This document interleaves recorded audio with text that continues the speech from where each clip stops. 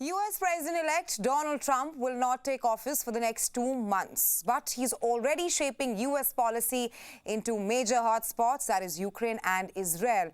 In the latest, Trump held a brief phone call with the Russian president and urged him not to escalate the war in Ukraine. He also reminded the Russian president of America's sizable military deployment in Europe. To talk more on this, we are now being joined by Mr. Lucas. Welcome to WION, Mr. Lucas. Thank you so much for having me here. First up, I want to start by seeking your assessment on the outlook and what you think a second Trump term could bring. I have to be honest with your viewers. The Trump foreign policy is likely to bring chaos and uncertainty, whether we talk about Russia and Ukraine, whether we talk about the Middle East, including Gaza, or whether we talk about India. That's because Donald Trump doesn't play by the ordinary rules of diplomacy and politics. His belief is what makes me look good. And that means that he can very quickly embrace those that we might consider autocrats, such as Vladimir Putin in Russia, such as Kim Jong-un in North Korea. Alternatively, he can very quickly turn on partners and allies if he feels he's been criticized by them. So what you're going to see before he becomes president are a whole series of countries trying to flatter him, trying to play to his ego, trying not to upset him. Because in politics, economics, and military matters, it's not going to be U.S. interests that guide what happens here. It's going to be Trump's ego. All right. You say that Trump will do whatever he thinks is the best. It's about his ego. Just to take that forward, what does his win mean for the Israel-Hamas war? Because we had seen how during the first term he had taken several controversial steps in support of Israel.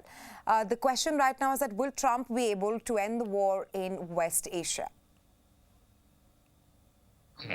No, again, I think we need to cut through the spin that Donald Trump will end wars within 24 hours, which is a meaningless campaign line. When you talk about Israel, there are two things that are important. The first is that Trump's advisors who surround him are very, very pro, not just Israeli, but have been pro-Zionist. That's why in the first term, the U.S. moved its embassy to Jerusalem. That's why it cut aid to the Palestinians. That's why it supported the illegal expansion of Israeli settlements in the West Bank.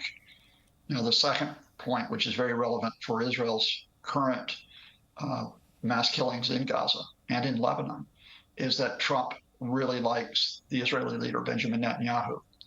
So Trump said a few weeks ago that the Biden administration had been too weak on Israel, had not given it enough support during those attacks. And Trump called Benjamin Netanyahu and said, do what you have to do, Bibi. So no, we're not going to see a sudden end to Israel's attacks. If anything, Netanyahu, who has faced a great deal of pressure inside Israel to pull back, he now has breathing space to expand the operations if he wishes to. Right, Dr. Lucas, just in the latest, Bibi himself said that both himself and Trump spoke at least thrice since his election victory.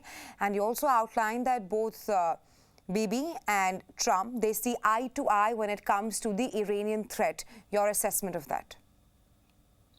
I think the real risk that we have to watch here is whether Netanyahu feels emboldened not to just to respond to Iran's own missile strikes, which is what we saw a few weeks ago with Israel attacking inside Iran, hitting air defenses, but whether he goes farther, including the threat to hit Iran's oil installations or its nuclear sites.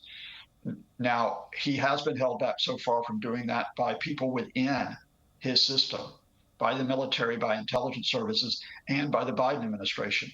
But if Trump is supporting him and even encouraging him, could Netanyahu say to those inside Israel, no, that's it, I'm going to go all out against Iran?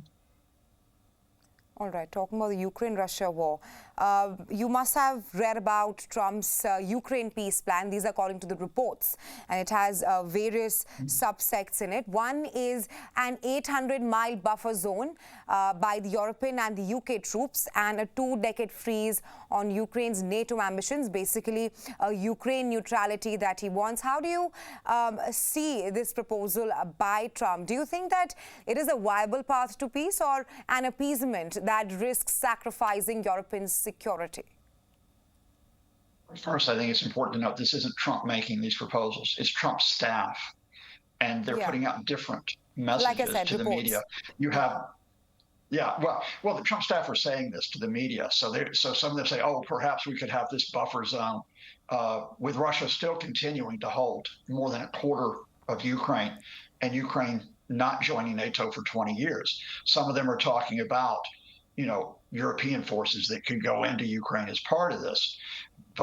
And Trump himself, the staff say, oh, he told Vladimir Putin not to escalate the war. But these are just basically spinning the press because there are different groups that are lobbying Trump.